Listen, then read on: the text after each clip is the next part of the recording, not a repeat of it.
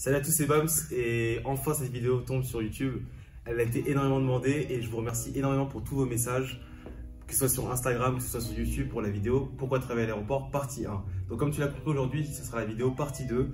Et dans cette vidéo, elle est en 3 parties. Tu vas d'abord voir l'interview d'Alexandre qui a travaillé plus de 5 ans à l'aéroport. Puis on va ensemble discuter des difficultés, des anecdotes qu'on a pu avoir en travaillant à l'aéroport. Et puis enfin, on vous détaillera un travail en particulier à l'aéroport que je pense qui serait utile pour les étudiants qui veulent travailler à l'aéroport. Donc je t'invite à regarder la vidéo jusqu'au bout, à me suivre sur Instagram comme d'habitude, à rester au courant de ce qui se passe sur YouTube, du défi actuel à 5 h du matin. Et bien sûr, on se revoit très bientôt pour une prochaine vidéo à la suite. Je te laisse visionner ça et on en parle à la fin. Est-ce que tu pourrais te présenter brièvement à la communauté pour qu'ils comprennent un peu ce que tu fais dans l'aéroport et tout? Ouais. Moi c'est Alex, je suis aussi dans l'école d'ingénieur aéronautique et spatiale avec Moussa. Et ça fait 5 ans que je travaille à l'aéroport là. Ouais. Dès l'âge de 18 ans, dès que j'ai eu l'opportunité de faire mon badge et de pouvoir travailler dans une zone aéroportuaire, je l'ai fait. Et c'est vraiment une expérience incroyable. Ça fait 5 ans que j'y suis, c'est pas pour rien. C'est vraiment un monde qui bouge, il n'y a pas de routine et on rencontre toujours de nouvelles personnes. D'accord. Qu'est-ce qui t'a donné envie de travailler à l'aéroport en réalité? Surtout le point sur le fait que c'est pas une routine, c'est toujours différent. Chaque jour ça change, on rencontre de nouvelles personnes, des personnalités plus ou moins importantes. Les horaires décalés aussi, ça peut plaire, ça peut déplaire. Moi personnellement ça me plaît beaucoup. Travailler tôt le matin pour avoir son après-midi de libre, c'est quelque chose qui me plaît énormément. D'accord. Ce qu'on demande souvent, c'est est-ce que ça demande des qualifications, des diplômes dans ce que tu travailles toi? Est-ce que ça demande un background particulier? Non, pas spécialement. Moi je suis dans l'accueil, donc dans l'accueil il n'y a pas vraiment besoin de qualification spéciale, mis à part le fait de savoir être présentable, de parler distinctement, parler anglais aussi. Parler anglais c'est un point extrêmement important. Mettez-vous à l'apprentissage de cette langue dès maintenant si l'aéroport est un secteur qui vous intéresse. Directement la langue, c'est plus du tout théorique, donc l'anglais vient vraiment assez rapidement. Est-ce que tu pourrais nous parler plus en détail de ce que tu fais, tes missions, avec quel type de personnes tu travailles ici? Ouais. Moi ça fait 5 ans, je travaille dans différents salons, dans l'accueil de personnalités plus ou moins importantes, chargé d'aller accueillir les passagers directement à l'avion, que la personne est assez importante. Et ça, c'est un monde qui m'intéresse énormément parce que juste à laquelle on n'est pas confronté dans la vie de tous les jours. Et ici à l'aéroport, on a cette possibilité. Est-ce que tu pourrais plus nous parler des spécificités pour travailler à l'aéroport? Par exemple, est-ce qu'il faut avoir un pass? Est-ce qu'il faut avoir un prérequis particulier au niveau de l'aéroport, des démarches à faire? Tout dépend du métier que l'on vit ici. Pas forcément, vraiment pas. Juste une bonne présentation, une bonne aisance à l'oral, être un minimum sociable parce que franchement c'est un métier, si vous n'êtes pas sociable, si vous êtes réservé, que vous êtes dans votre coin, ça ne sera pas fait pour vous. Parce que c'est un métier dans lequel on va être constamment en contact avec des gens, donc il faut vraiment être quelqu'un de sociable et avenant surtout. Aimer parler avec les gens, aimer parler avec de nouvelles personnes, aller vers les gens. As-tu d'autres langues en plus de l'anglais? Ouais, je parle le tamoul qui est ma langue natale. Ensuite, je parle l'anglais couramment, l'espagnol, les bases du lycée. Ouais. On sait tous que ça reste pas assez longtemps quand on commence pas la langue. Totalement, ouais. Le français normal et le chinois que j'ai appris, que j'ai eu l'occasion d'apprendre pendant 6 mois lorsque j'étais à Taïwan, pendant la même période où BAM c'était en Chine. D'accord. Et c'est une langue que j'ai pas vraiment entretenue par le après, donc j'ai juste quelques bases. Une question qui m'est arrivée dans la foulée, c'est quel type de clientèle, quel type de nationalité tu as affaire en général quand tu travailles à l'aéroport? Beaucoup de Moyen-Orient, chinois, il y a énormément de chinois. C'est pour ça le chinois, je comprends pourquoi BAM c'est vraiment sur cette langue, c'est vraiment une langue importante. Beaucoup d'Africains transitent par la France. D'accord. Pour aller ailleurs dans le monde. Est-ce que tu arrives, parce que tu as expliqué que tu étais étudiant et tu fais des études assez prenantes dans l'ingénierie, est-ce que tu peux facilement allier ça avec le travail à l'aéroport en tant qu'étudiant? Comment tu fais, comment tu t'y prends pour le coup? L'organisation. L'organisation c'est vraiment le mot-clé à retenir. Parce que s'il n'y a pas d'organisation c'est vraiment compliqué. Parce que BAM et moi on travaille durant l'année, pendant les week-ends, pour gagner un peu des sous et tout. Donc si on n'est pas organisé c'est vraiment compliqué, surtout en période d'examen. Lorsqu'on travaille le week-end, généralement les gens révisent le week-end pour l'examen qui arrive dans la semaine. Donc nous on est obligé de s'organiser en amont pour pouvoir travailler régulièrement pendant la semaine. Et dans ce cas-là, le week-end est libre. Et encore, même le week-end, samedi et dimanche, on ne travaille pas toute la journée. Donc si on dort correctement et qu'on est correctement organisé, on a le temps de travailler aussi le week-end et on a le temps de travailler pendant la semaine. Vous avez pu voir, Alex nous a vraiment gentiment répondu à nos questions, parce qu'il y a pas mal de questions aussi de vous, les abonnés forcément, qui vous posez pas mal de questions sur l'aéroport. Et Alex c'était vraiment la personne idéale, parce que voilà, 5 ans à l'aéroport c'est pas rien, étant étudiant et avoir autant travaillé à l'aéroport, c'est pas tout le monde qui fait ça. Donc je trouve ça très pertinent de lui poser des questions. Et donc maintenant je pense que ce qui m'intéresse aussi c'est avoir une petite discussion entre nous, parce qu'on n'a pas trouvé dans les mêmes secteurs, on n'a pas trouvé avec les mêmes types de clients. Donc je pense qu'on va pouvoir un peu discuter de ça. Donc toi tu m'as dit que tu avais fait face à pas mal d'étudiants étrangers, du Moyen-Orient, de la Chine, et puis c'est une clientèle qui est aussi assez exigeante. Alors sur l'exigence à l'aéroport, qu'est-ce que tu peux parler de ça par exemple, à l'exigence à l'aéroport?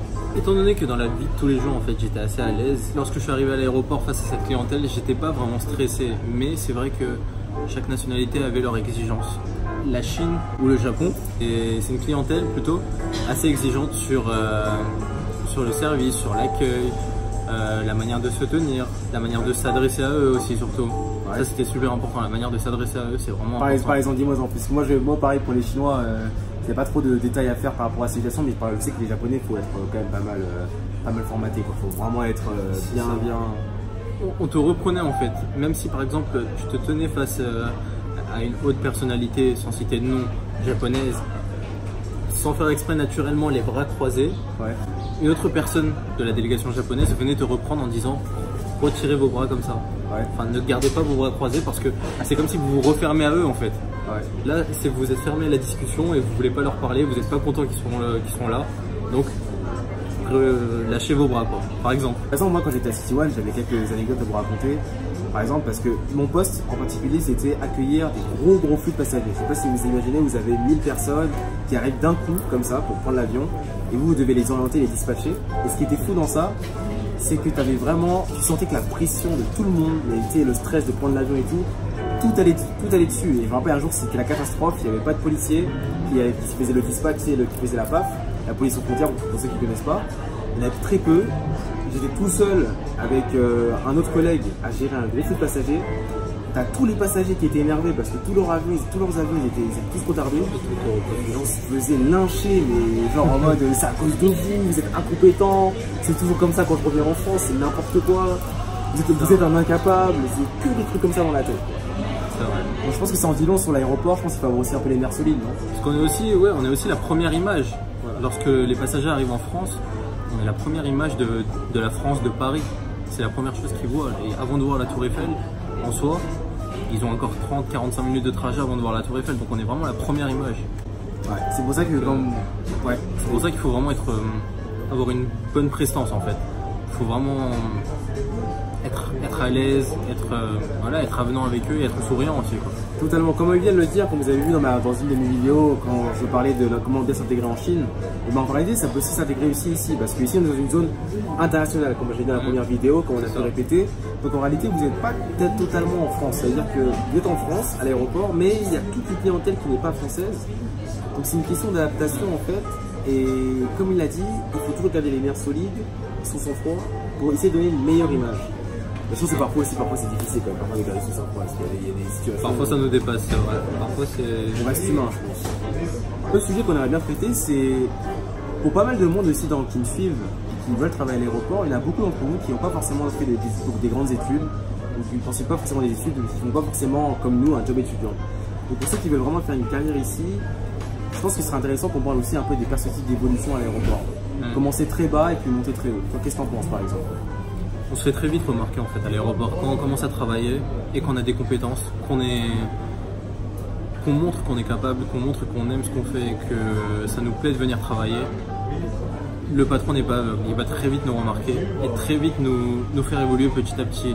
Et beaucoup de personnes que je connais ici ont commencé au poste les plus bas.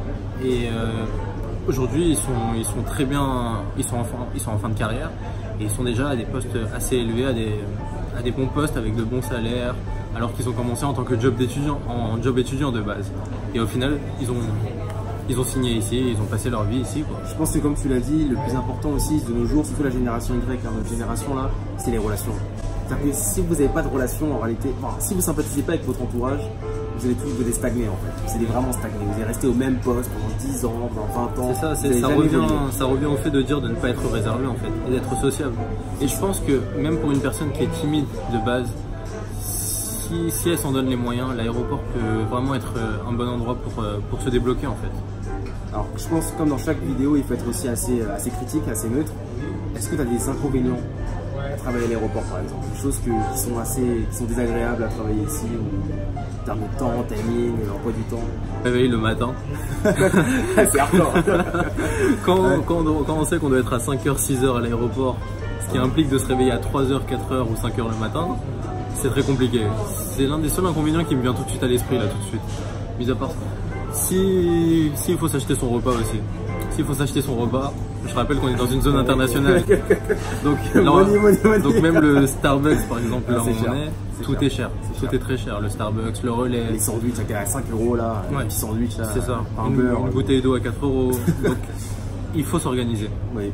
Il faut s'organiser, il faut prévoir. En général, le bon plan, c'est les McDo. C'est ça. Pour ceux qui mangent McDo, les bons plans. Ce qui reste moins cher et ce qui reste à un prix stable, c'est le McDonald's ici. Mis à part ça. Voilà. D'accord. Et toi, qu'est-ce que tu as comme inconvénient ici? Comme inconvénient, je dirais parfois aussi, il faut se méfier quand même aussi de certains collègues. Méfiez-vous quand même parce que c'est impossible dans un monde qui a certains collègues qui est pas mal. Mais c'est comme un peu partout, ne déballez pas toute votre vie aussi non plus. Ne déballez pas toute votre vie parce que l'aéroport, comme tu l'as dit, tu t'es vite remarqué dans le bon sens, mais aussi dans le mauvais sens. Oui, parce que tout le monde le sait. Tout le monde le sait qu'on peut vite évoluer en fait. Voilà. Donc les collègues sont vicieux.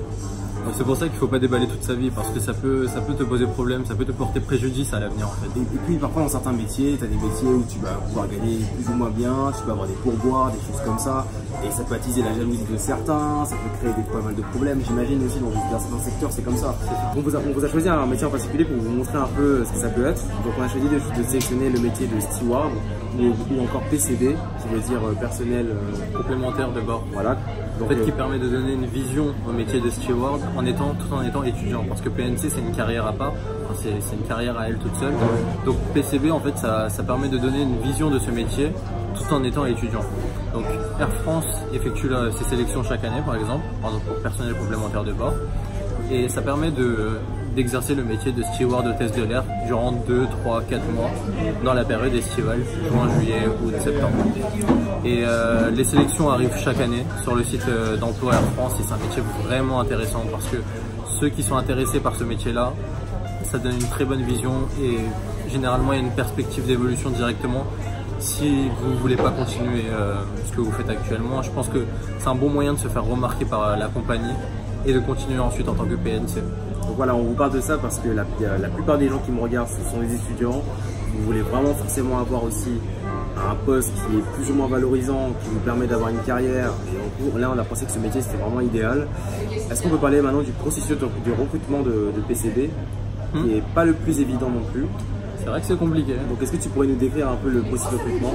On postule sur le site, on reçoit un mail qui nous donne rendez-vous pour un entretien. L'entretien s'effectue en 3 étapes. Tout d'abord, il y avait un test d'anglais. Le TOEIC est requis, un score de 750, parce que là, l'anglais est vraiment nécessaire dans ce métier-là.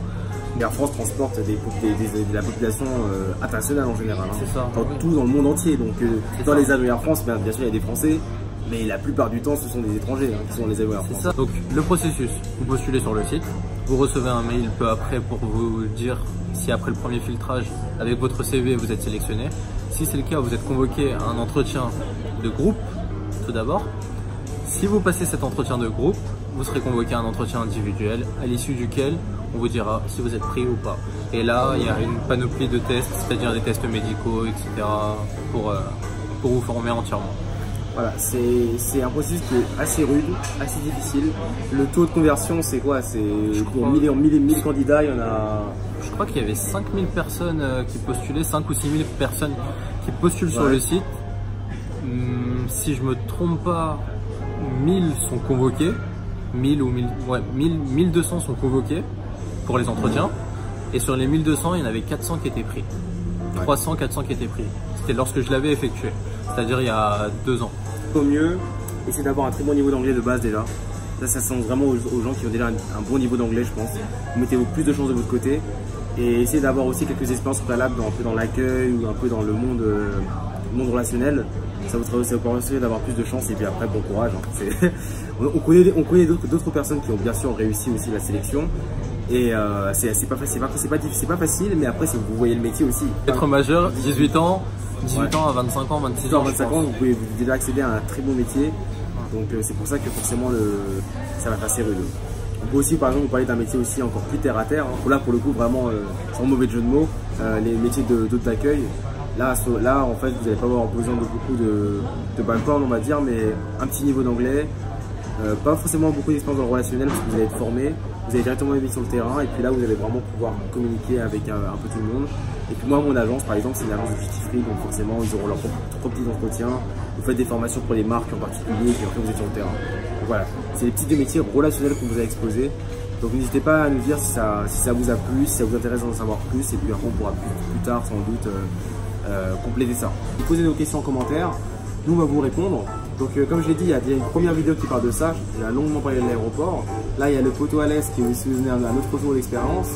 Et donc si vous avez d'autres questions, si vraiment vous voulez un post plus poussé, quelque chose qu'on vous voulez qu'on fasse plus de recherche dessus et qu'on vous l'explique, pourquoi pas. Merci d'avoir regardé cette vidéo, cette interview, c'est pas mal de tout ça. Et merci encore à toi Alex, surtout, merci. Je t'en prie, ça m'a fait plaisir, franchement si ça peut en aider certains à se lancer.